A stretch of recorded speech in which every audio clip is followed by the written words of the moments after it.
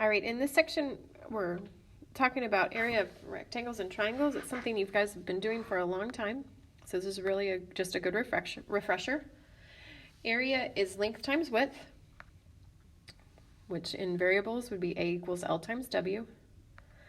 When you're labeling these, make sure you label and it's always going to be units squared. Okay? So if we're looking at that rectangle there, if it was 7 inches and 15 inches, the area would be 7 times 15, which is 105. Our label was inches, so it'd be 105 inches squared. Okay? Then looking at the triangle, it's always going to be 1/2 base times height. Okay? So it's important for you to remember, again, that it's units squared because it's area. That's for all area. So your height is always based off the perpendicular height. So in that one, the two legs are perpendicular to each other, so one is the base and one's the height. In this one, the height is the 7 because it's perpendicular. If you have a scaling triangle like this where it's a little more obtuse, you have to get the height outside of the triangle because you need to extend one of the bases so that and then drop your perpendicular. So that would be 4 and 7. And again, it's units squared. Okay, so down here on your rectangle down there, area equals length times width, A equals 20 times 25.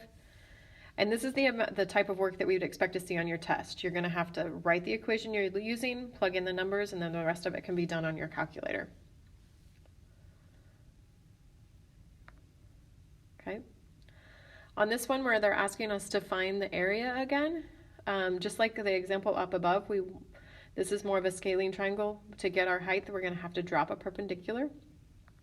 Okay, so our height is outside of the triangle.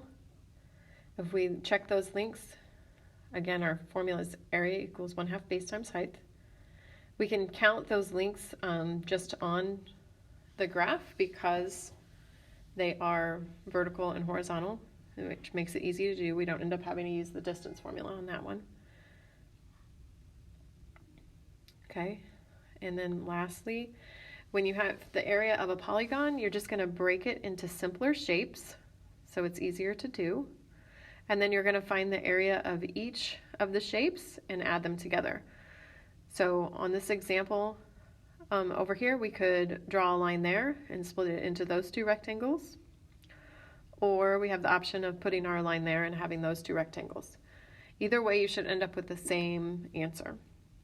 Okay, so if we leave our line there, where our top rectangle is, if we carry the 2 up, it's really a length of 22 feet and a height of 10 feet. So if we do that area plus, then we need to add on the other area, which is 7 times 2, and we end up with 234 feet squared.